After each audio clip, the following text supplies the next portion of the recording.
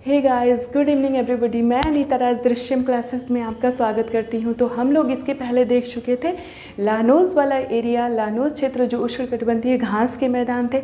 तो आज से हम बात करेंगे शेलवास वाला, शेलवास के क्षेत्र को आज हम देखेंगे। तो ब्राज़ील में उष्णकटिबंधीय लकड़ी के वनों को शेलवास कहते हैं। ये जो है वो उष्णकटिबंधीय वन है जिसको हम लोग शेलवास कहते हैं। यहाँ पे जो हम पंपास देख रहे हैं तो पंपास एक स्पेनी वर्ड था।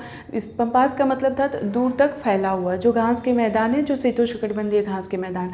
यहाँ से हम लोग यहाँ आ गए थे, उच्च अक्षांश से निम्न अक्षांश की तरफ आ गए थे, तो इसको हम लोग शेलवास कहते हैं कि जो कि लकड़ी के वन पाए जाते हैं ब्राज़ील के क्षेत्र में।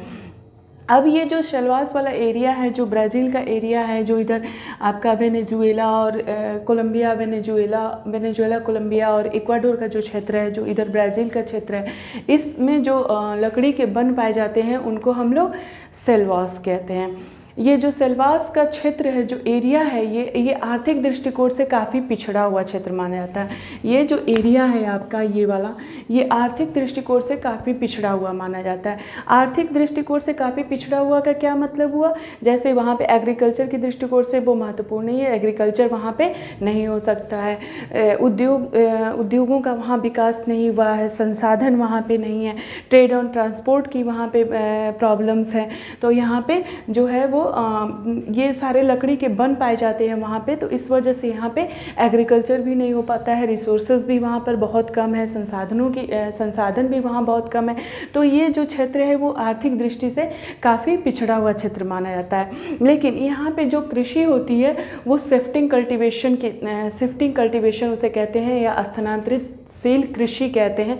उस तरीके से यहाँ पे कृषि होती है। अब स्थानांतरित कृषि में क्या होता है? स्थानांतरित कृषि में ये होता है कि जो फार्मर होते हैं वो एग्रीकल्चर तो करते हैं, जैसे यहाँ का ये लैंड कोई एरिया है, लैंड में, इस लैंड पे बहुत सारे पेड़ पौधे हैं, तो इन पेड़ों को क्या कर दिया जाता है? जला दिया जाता है। इन पेड़ों को जला दिया जाता है। इसको बुश फैलो या काटो और जलाओ कृषि भी कहते हैं। इसी को काटो या जलाओ कृषि भी कहते हैं। काटो या जलाओ कृषि मतलब क्या हुआ कि इसके ये जो वन है, इस क्षेत्र को काट दिया जाता है, काट के हटा देते हैं या जला करके हटा देते हैं। इसके बाद ये जो लैंड मिलता है, इस लैंड पे ये लोग एग्रीकल्चर करते हैं। इसके बाद क्या होता है कि ये 3 से 4 सालों तक यहाँ पे एग्रीकल्चर होता है। 3 से 4 सालों पे जब यहाँ की सॉइल की फर्टिलिटी ख़त्म हो जाती है, तब ये लोग दूसरी जगह शिफ्ट कर देते हैं। यहाँ के लैंड पे जो पेड़ पौधे होंगे इनको वो काट कर देंगे, इनको जला देंगे, और यहाँ की जो लैंड मिलेगी वहाँ पे एग्रीकल्चर करेंगे। फिर वहाँ की फर्टिलिटी ख़त्म हो जाती है तो फिर ये शिफ्ट कर जाते हैं। तो इसी तरह से इसका नाम ही पड़ गया है शिफ्टिंग कल्टीवेशन या स्थानांतरितशील कृषि। स्थानांतरितशील कृषि का क्या मतलब हुआ कि स्थान को चेंज करके, उस स्थान को चेंज करके एग्रीकल्चर करते हैं। तो यहाँ पे इसको स्थानांतरितशील कृषि कहते हैं। स्थानांतरितशील कृषि या शिफ्टिंग कल्टीवेशन बहुत सारे देशों में, बहुत सारी जगहों पर होता है। इनका अलग अलग जगहों पे अलग अलग नाम होता है। जैसे यहाँ पे शिफ्टिंग कल्टीवेशन में ब्राज़ील में इसको रोका कहते हैं, और वेनेजुएला में इसको कोनुको कहते हैं, इस शिफ्टिंग कल्टीवेशन को।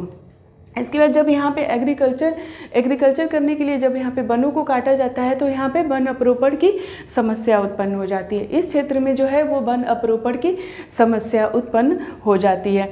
वन अपरोपण की समस्या जब होती है तो यहाँ पे देखिए, अगर यहाँ की अगर 0 डिग्री पे बात करें तो 0 डिग्री पे आपकी सनलाइट के रेज भी बहुत ज़्यादा मिलती है, तो यहाँ पे हाई टेम्परेचर होता है। इस वाले एरिया में ये पड़ रहा है 0 डिग्री के आसपास, तो 0 डिग्री के आसपास पे आपका सनलाइट भी बहुत ज़्यादा होता है, तो यहाँ पे हाई टेम्परेचर की स्थिति पाई जाती है। यहाँ पे हाई टेम्परेचर होता है या हाई रेनफॉल होता है। जैसे दिन भर में क्या होगा कि हवाएं जो होंगी वो गर्म होकर के ऊपर उठ जाएंगी लगभग 1 से 2 बजे तक के बीच में, और फिर 2 to 4 PM पे यहाँ पे डेली ही बारिश होती है। 2 to 4 PM पे यहाँ पे डेली बारिश होती है। तो यहाँ पे जब बारिश होती है डेली, तो यहाँ पे जब बारिश हो रही है तो कीड़े मकोड़े पाए जाते हैं, जानवर पाए जाते हैं, और यहाँ के लोगों की लाइफ स्टाइल भी वैसी नहीं है जो एक नॉर्मल लाइफ स्टाइल इंसान जीता है, उस तरीके की यहाँ पे नॉर्मल लाइफ स्टाइल नहीं पाई जाती है। तो यहाँ पे देखिए, अगर इसकी आर्थिक स्थिति बात करें तो बहुत ही कमज़ोर है।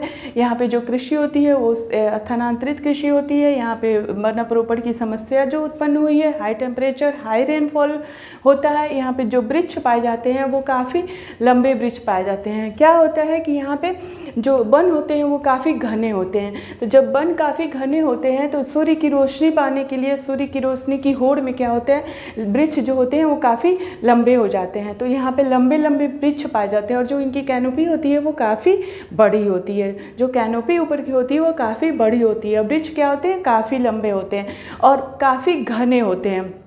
घने होने की वजह से यहाँ पर बहुत सारी लताएं भी पाई जाती है, जैसे कि लियाना है, एपीफाइट्स है।